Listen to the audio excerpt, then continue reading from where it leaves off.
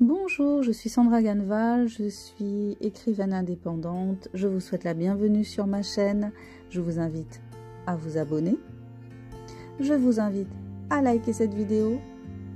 Mes livres sont disponibles sur Amazon et vous devez les découvrir de toute urgence. Abonnez-vous à mon blog et je vous souhaite une bonne visite sur ma chaîne.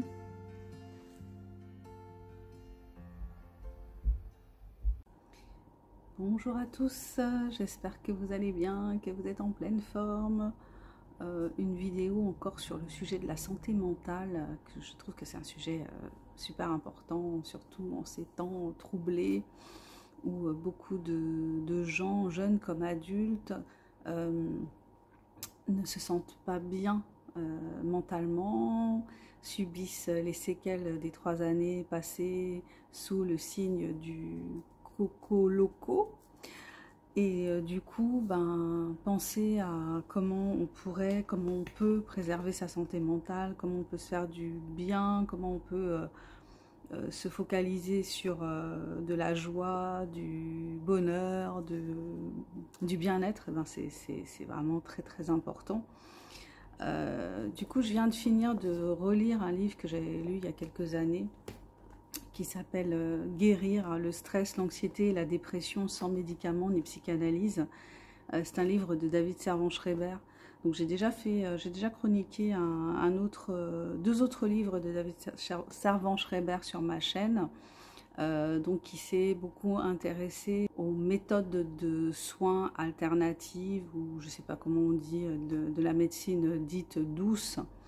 Voilà, les médecines qui sont plutôt controversées parce qu'elles ne seraient pas scientifiques, parce qu'elles n'auraient pas fait leurs preuves, alors que ce sont souvent des médecines ancestrales, comme par exemple l'acupuncture, les médecines traditionnelles chinoises, indiennes, chinoises avec la palpation du pouls, enfin des méthodes qui, quand on les met en pratique, quand on ose aller vers elles, on s'aperçoit qu'elles fonctionnent, mais elles ne rapportent pas d'argent à l'industrie pharmaceutique, donc forcément, il n'y a pas beaucoup de recherches sur le sujet. On est plus dans l'empirisme et dans le fait que les gens osent aller vers ces méthodes-là et puis s'aperçoivent qu'elles fonctionnent pour eux. Donc, il est surtout orienté vers donc tout ce qui est prévention des désordres mentaux liés au stress, liés aux agressions du quotidien, liées à la vie tout simplement, hein, quand on traverse un deuil, quand on perd son emploi, quand on doit subir une rupture. La vie, quoi. La vie n'est pas un long fleuve tranquille, donc forcément, il y a des périodes où on doit gérer des choses un petit peu compliquées sur le plan psychologique, sur le plan mental. Donc, il va aborder plusieurs solutions, en fait. Il parle d'une médecine de l'émotion, donc une médecine qui consiste à apprendre aux patients, donc lui, à la base, il est psychiatre, apprendre aux patients à gérer leurs émotions, à ne pas se laisser submerger par elles et surtout à ne pas laisser leur corps être envahi par les émotions au point de développer certaines maladies, aussi bien mentales que physiques. Donc mentale, dépression jusqu'à dépression grave, et puis des maladies physiques, puisqu'on sait très bien que ce que l'on vit sur le plan psychologique a une influence sur notre corps. Il y a une interaction entre les deux. La première méthode dont il va parler, c'est la cohérence cardiaque. C'est le fait que notre cœur ne bat pas de manière régulière, enfin le cœur ne bat pas tout le temps de la même façon. La cohérence cardiaque, qui est une technique pour apprendre à réguler en fait les battements de son cœur de manière consciente pour se calmer, s'apaiser. Effet qu'on peut obtenir aussi en évoquant des bons souvenirs, effet aussi que des gens obtiennent par la méditation. La deuxième méthode, c'est une méthode qui s'appelle l'EMDR, l'intégration neuro-émotionnelle par les mouvements oculaires. Et ça, c'est une technique qui reste assez mystérieuse, mais qui serait comparable à une période de rêve. Lorsque l'on rêve, en fait, on dit que le rêve a pour fonction d'intégrer ce que l'on a vécu dans la journée, de le digérer en quelque sorte. Et le fait d'amener quelqu'un à raconter, donc je résume vraiment, il faut lire le bouquin, d'amener quelqu'un à raconter une histoire traumatique, tout en lui faisant faire des mouvements oculaires particuliers, va lui permettre, grâce à ces mouvements oculaires, de digérer cet événement traumatique. Donc c'est une technique qui a été expérimentée sur des gens qui ont subi un stress post-traumatique, par exemple des soldats ou des personnes qui ont subi un viol. Les études montrent que c'était extrêmement efficace, mais malheureusement, comme c'est quelque chose de simple, comme c'est quelque chose qui n'est pas de l'ordre de prendre un médicament, et ben c'est pas forcément une méthode qui est d'une part très connue et d'autre part qui est peut-être préconisée systématiquement parce que ça ne rapporte rien au laboratoire pharmaceutique. Ça revient souvent quand même cette histoire il y a des choses qui existent, il y a des choses qui sont finalement assez simples à mettre en place, mais on va pas en être informé, on va pas les connaître et on va pas être incité à les appliquer parce qu'elles ne rapportent pas d'argent à l'industrie pharmaceutique. Troisième proposition, c'est la lumière. Parce que on expérimente tous au moment de l'hiver, quand on vit sous un climat tempéré. Au moment où il y a moins de lumière, on va expérimenter une forme de déprime, parce que notre corps, ce qu'il réclame, c'est quoi? C'est l'hibernation. Notre corps a envie d'hiberner, et puis comme on ne peut pas se le permettre dans cette société où on doit toute l'année vivre soi-disant au même rythme, alors que le corps ne suit pas. Donc ce qu'il propose, c'est de faire d'utiliser un appareil qui est un simulateur d'aube pour se réveiller le matin, donc une sorte de réveil, mais qui progressivement va s'allumer, une lumière qui va monter progressivement comme l'aube matinale, et du coup ça va permettre de se réveiller en douceur et puis d'avoir cette lumière qui permet un réveil qui n'est pas un réveil aussi violent qu'avec un réveil qui sonne le matin. Donc ça permet de régler son horloge biologique et puis d'avoir un meilleur rythme veille-sommeil en période hivernale. La quatrième proposition, c'est l'acupuncture. Donc, comme je disais tout à l'heure, l'acupuncture, c'est une méthode de soins ancestrale qui vient de Chine et qui a fait ses preuves. Moi, j'ai déjà expérimenté pour des douleurs et effectivement, j'ai trouvé que c'était très...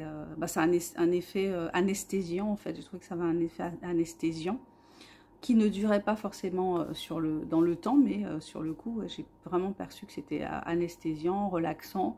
Voilà, donc l'acupuncture peut être utilisée pour plein de maux. C'est une manière douce aussi de soigner et donc pas d'effets secondaires comme les médicaments.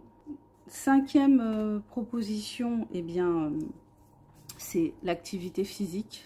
L'activité physique a un effet direct sur notre cerveau, production d'endorphines, pas forcément une activité physique intense, mais une activité physique d'au moins 20 minutes, donc de la marche, de la course. Il raconte l'histoire d'une jeune femme qui était dépressive, repliée sur elle-même, à qui on a proposé un protocole de course pendant quelques semaines, et effectivement on a vu le changement dans son comportement. Elle s'est sentie beaucoup mieux, donc du coup elle a eu une entorse, donc du coup elle a dû interrompre le protocole, mais ça lui manquait de courir, et tout de suite après, quand elle s'est rétablie, elle s'y est remise, et puis elle a intégré ça à sa vie et a pu noter que effectivement ça l'aide à gérer sa déprime. Quand on a une activité physique régulière, quand on prend soin En fait, il y a une interaction, on le sait, entre le corps et l'esprit. Donc quand tu prends soin de ton corps, tu prends soin en même temps de ton esprit. Et quand tu prends soin de ton esprit, tu prends soin de ton corps.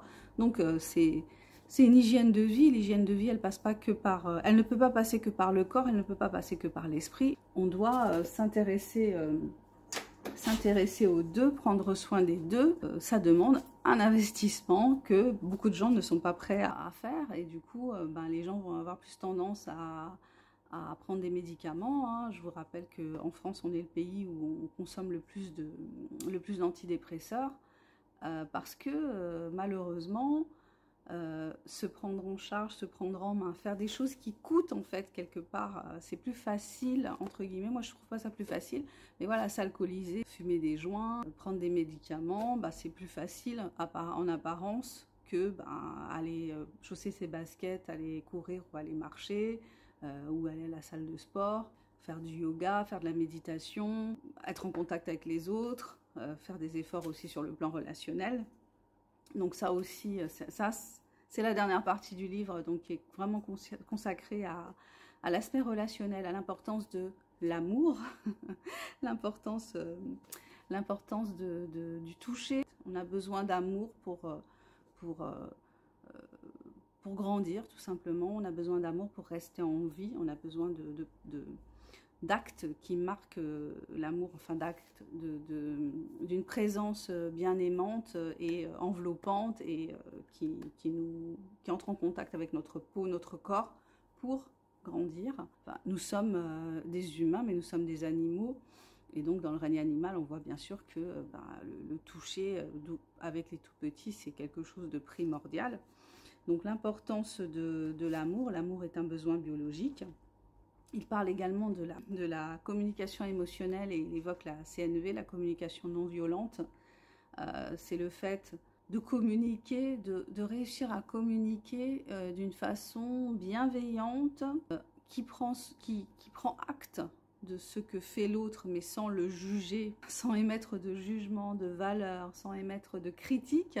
Donc juste se baser sur les faits et évoquer son besoin pour être entendu dans son propre besoin, donc toujours parler à la première personne, dire « je », et puis ne pas être dans l'accusation. Il donne l'exemple d'une femme qui était, avec laquelle il avait un échange pour régler un problème, et lui, donc il commence à s'énerver en fait, et puis la femme lui fait remarquer « Monsieur, vous êtes en train de crier ». Quand vous criez, je ne peux pas réfléchir et je ne peux pas vous aider à régler votre problème. Parler des faits, ne pas les interpréter, en rester au factuel, dire quel est son besoin, entendre l'autre et puis voilà, ne pas être essayer de, de ne pas prononcer ces phrases qui font que on casse la communication ou alors et on part dans un truc hyper agressif et de confrontation. Moi, je trouve que c'est un livre passionnant, c'est un livre vraiment très très intéressant. David Servan-Schreiber, c'est un auteur que j'aime beaucoup et je vous recommande la lecture de ce livre et voilà, le moyen de trouver des astuces simples pour se faire du bien, pour être bien et puis pour trouver cet équilibre entre son corps et son esprit qui est tout le temps remis en question dans le monde dans lequel on vit, qui est quand même assez agressif, assez stressant au jour le jour. Et ça ne peut que faire du bien d'avoir ces astuces-là. Moi, je suis toujours en quête d'astuces pour aller bien, pour trouver cet équilibre entre mon corps et mon esprit. Voilà, écoutez, je vous remercie si vous êtes allé jusqu'au bout de cette vidéo. Abonnez-vous. Je vous invite à découvrir mes romans puisque je suis écrivaine indépendante, Sandra Ganval. Sur cette chaîne, je lis des extraits de mes livres, donc vous pouvez aller chercher, je vous mettrai un lien. Je vous invite à aller découvrir mes romans sur Amazon, je vous invite à les acheter, je vous invite à les commenter, je vous invite à les partager, je vous invite à me laisser un petit pouce vers le haut, à me mettre plein d'étoiles sur Amazon et puis je vous dis à bientôt pour la prochaine vidéo. Au revoir, bye bye.